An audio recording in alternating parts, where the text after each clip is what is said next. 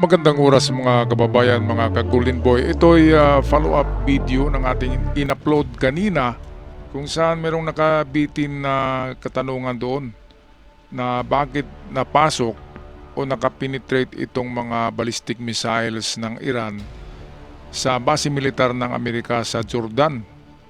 Ito'y nangyayari kahapon kung saan merong napatay na dalawang US servicemen, apat ang wounded at isa ang missing.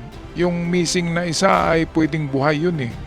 Pwedeng nahuli o kinidnap yun ng IRGC at gawing pang collateral. Di ba mga kababayan? Kaya sa episode na ito atin maipaliwanag ngayon kung bakit nga ba napasok ng dalawang beses o na-penetrate ng missiles ng Iran ng dalawang beses ang base militar ng US sa Jordan. Bago natin tatalakayin yun, atin muna panoorin ang balita courtesy sa atin ng The Fox News Channel. Out of this, in the Middle East, the United States striking Iran hard last night following the deaths of 2 American service members in Jordan. Madeline Rivera is live in Washington with the details. Good morning, Maddie. Hi, good morning, guys. CENTCOM says the latest round of strikes yesterday weren't only meant to degrade Iran's ability to hit ships in the Strait of Hormuz. They also targeted IRGC forces that they say launched attacks against U.S. service members in Jordan on Friday.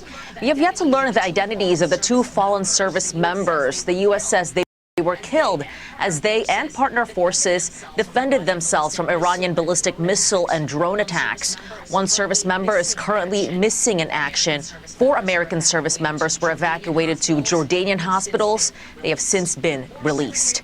War Secretary Pete Hegseth later reacting to the incident saying, "Godspeed, heroes. Their sacrifice only stiffens our resolve." And that is the question today, guys. All eyes are on the region to see how this tit-for-tat will further escalate. The president tells News Nation it's a very sad thing. We hate to see it happen. It's in service to our country. At the same time, the president appears undeterred, telling the New York Post they did it because they don't want to see Iran have a nuclear weapon. And it just shows you how bad the Iranians are. The Wall Street Journal reports the U.S. is now rushing more warplanes to the region as Iran's supreme leader accuses the U.S. of violating the memo of understanding. Ayan na naman ang retorika nitong IRGC na ang US daw ang unang sumira ng Memorandum of Understanding.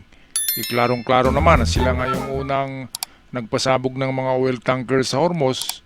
Kaya anong gagawin ni Trump? Alam nga naman na walang gagawin si Trump, di ba?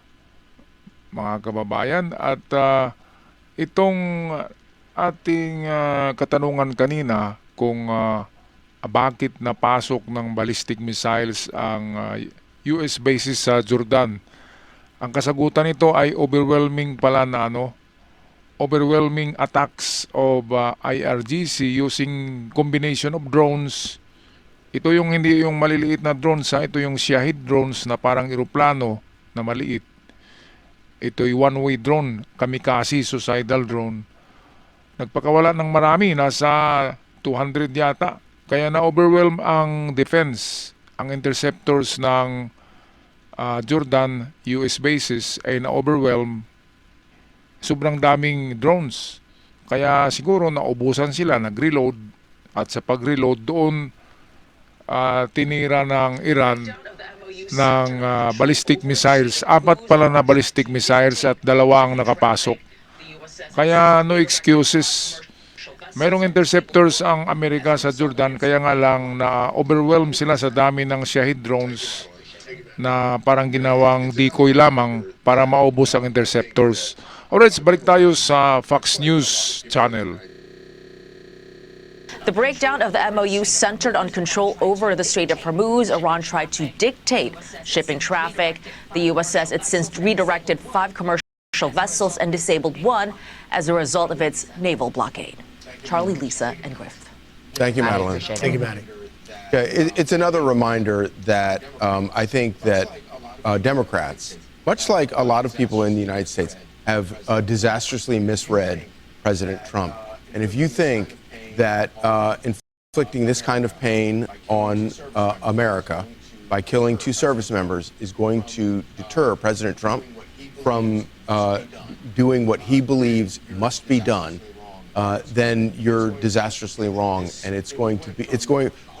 This. We went from hope for a peace deal to some tit for tat to, I would argue, all bets are off. President Trump is going to respond to this with such savage fury.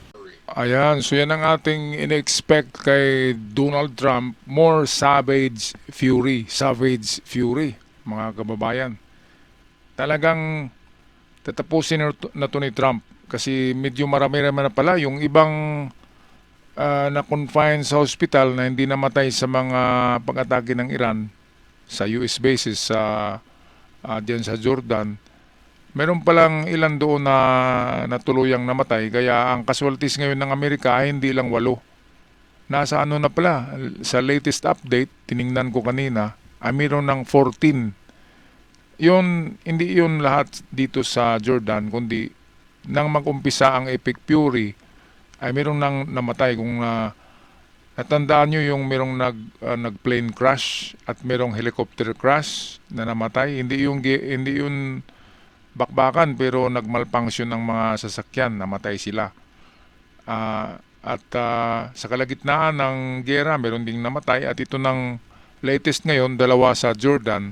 All in all, meron ng 14 US personnel ang namatay sa giyera ni Trump kontra Iran. Pero sa IRGC, kung tingnan natin, nasa 1,000 na yata ang namatay na IRGC soldiers, kasama yung kanilang mga Diyos-Diyusan na sila Ali Khamenei, ang anak nitong bayot na baklang Khamenei, si Mujtaba, at itong circles of officials ng IRGC.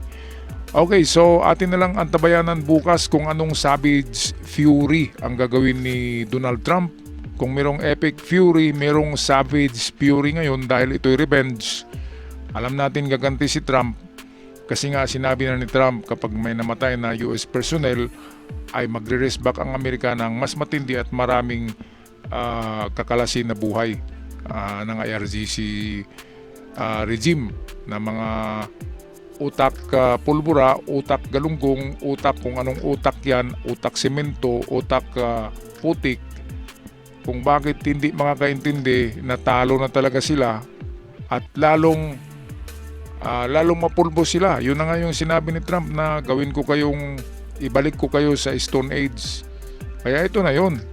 Dahil kanina lamang pala ay hindi natin nabanggit ay nagpadala si Trump ng reinforcement na mga warplanes. Mas maraming jet fighters ngayon.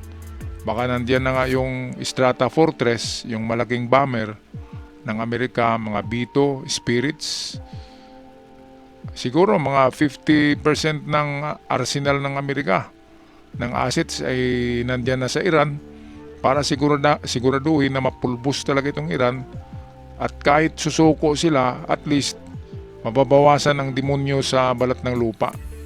Yan ang ano ni Trump na kahit susuko sila, tatapusin pa rin ni Trump sa huling sandali na kailangan may revenge niya yung kanyang mga tauhan na nalagas dahil dito sa mga ungas na mga IRGC. Ako'y magpapaalam na, mga kababayan, pag-comment na lang sa ating comment section, at sa aking mga bagong bisita, huwag kalimutan mag-subscribe.